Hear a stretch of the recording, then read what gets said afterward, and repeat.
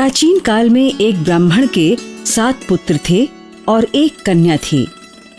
कन्या का नाम वीरमती था। नाम के अनुरूप ही वो बहादुर, साहसी और विवेकशील थी। समस्त गुण कौशल उसमें भरे थे। वीरमती के सयानी होने पर ब्राह्मण ने पास के ही गांव के एक सुयोग्य वर से उसका विवाह कर दिया।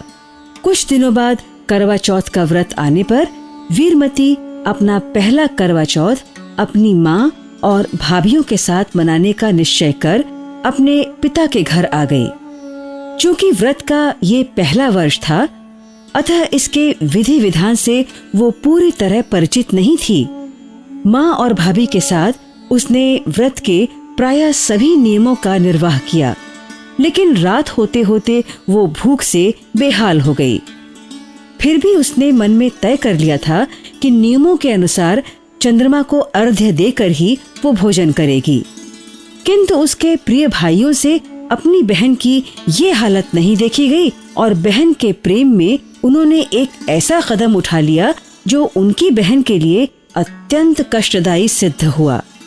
भूख से व्याकुल बहन को देखकर भाइयों ने आपस में विचार करके गांव के एक ऊंचे टीले पर एक दीपक जलाया और उसे एक छलनी से इस तरह ढक दिया कि दूर से देखने पर वो चांद सा प्रतीत हो।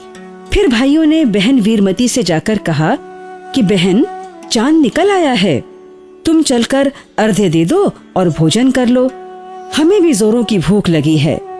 वीरमती जब अपनी माँ और भाभी से अर्घ्य देने के लिए बोली तो उन्होंने कहा कि हम बाद में अर्घ्य देंगे।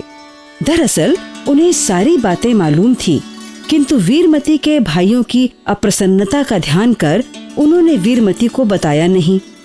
भोली वीरमती ने टीले पर जलते दीपक को चंद्र मानकर उन्हें पूरी भक्ति के साथ अर्घ्य दिया और भाइयों के साथ भोजन करने बैठ गई। इससे चौथ माता अप्रसन्न और कुपित हो गईं। वीरमती पहला ग्रास मुंह में डालने जा ही रही थी कि खाने में बाल निकल आया।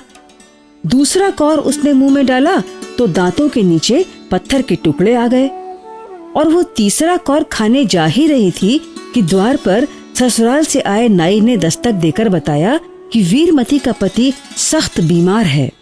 पति की बीमारी का हाल सुनकर वीरमती खाने से उठ गई और तुरंत ससुराल जाने की तैयारी करने लगी। वीरमती की बूढ़ी माँ समझ गई कि अवश्य ही चौथ माता के श्राप से कुछ अशुभ हुआ है।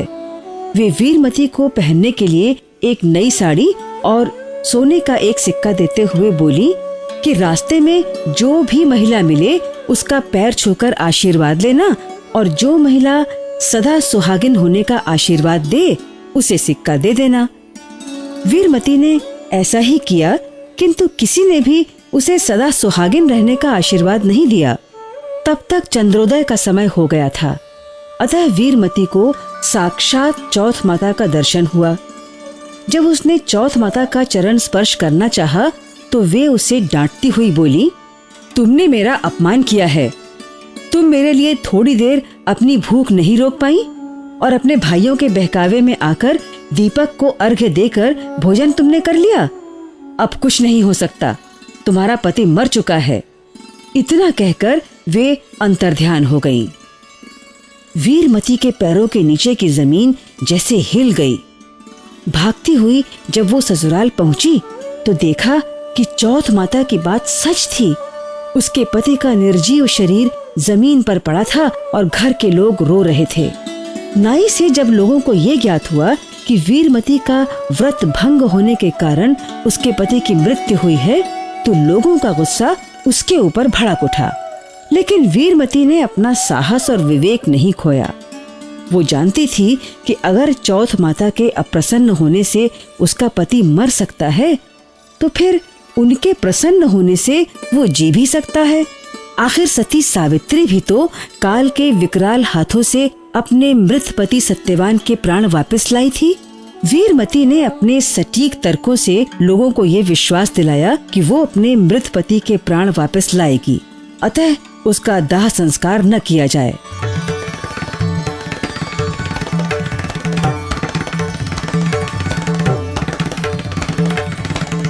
बहुत मुश्किल से ही सही, लेकिन उसके घर परिवार के लोग इसके लिए सहमत हो गए। वीरमती गांव से बाहर एक झोपड़ी बनाकर अपने मृत पति के शरीर के साथ रहते हुए भगवान गणपति और चौथ माता का पूजन करती रही। उसने उन्हें प्रसन्न करने के लिए अनेक प्रकार के कठिन व्रत किए। प्रत्येक मास की चतुर्थी तिथि को चौथ माता का विशेष आह्वान करती, उन्हें हर तरह से प्रसन्न करने का प्रयास करती, लेकिन वे ये कहती हुई चली जाती कि तुम्हारे संकट का समाधान सिर्फ कार्तिक मास की चौथ माता ही कर सकती हैं, क्योंकि तुमसे अनजाने में ही सही, लेकिन अपमान तो उन्हीं का हुआ है। अगर वे तुमसे प्रसन्न हो जाती हैं, तो क्षण भर में ही पति सहित तुम्हें तुम्हारा सब कुछ वापस मिल जाएगा। अतः तुम चाहे जैसे भी हो, उन्हें प्रसन्न करो। इस तरह 1 वर्ष बीत गया।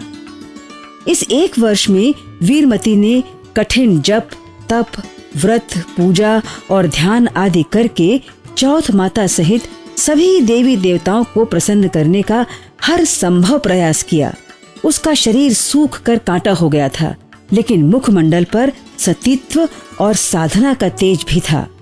फिर चिर प्रतीक्षित करवा चौथ का दिन आया।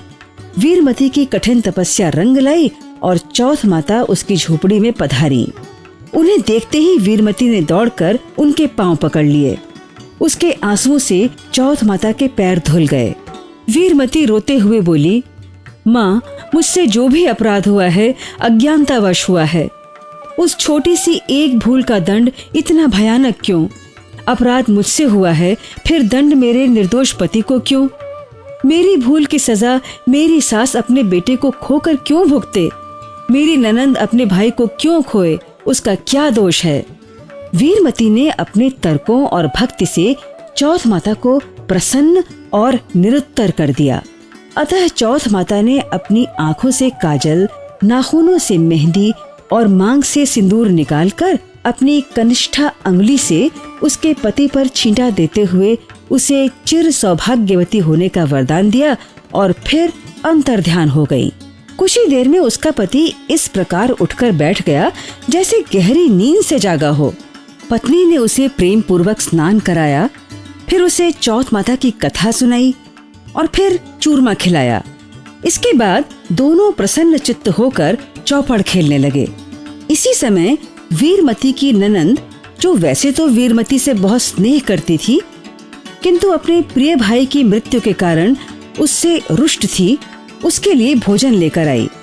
उसने जब अपनी भाभी के साथ अपने भाई को चौपड़ खेलते हुए देखा तो पहले तो उसे विश्वास ही नहीं हुआ, लेकिन विश्वास होते ही खुशी से पागल हो वो ये चीखते हुए घर की ओर भागी कि मेरा भाई जीवित हो गया है। देखते ही देखते पूरे गांव के लोग उस कुटिया पर एकत्र हो गए। वीरमती ने उन्हें संपूर्ण वृतांत सुनाया। फिर बोली, हर सुहागिन को कम से कम 13 करवा चौथ पूरा करने का प्रयास अवश्य करना चाहिए।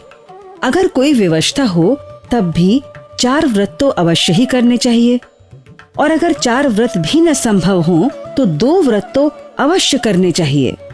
वीरमती ने ये भी बताया कि पांडव जब राजपाट खोकर जंगलों में भटक रहे थे तो भगवान श्री कृष्ण के परामर्श पर द्रौपदी ने इस व्रत को किया था, जिससे महाभारत की भीषण लड़ाई में धन, बल और जनबल से कमजोर होने के बावजूद पांडव विजयी हुए और उन्हें अपना राजपाट, सुख संपत्ति और मान सम्मान सब कुछ वापस मिल गया।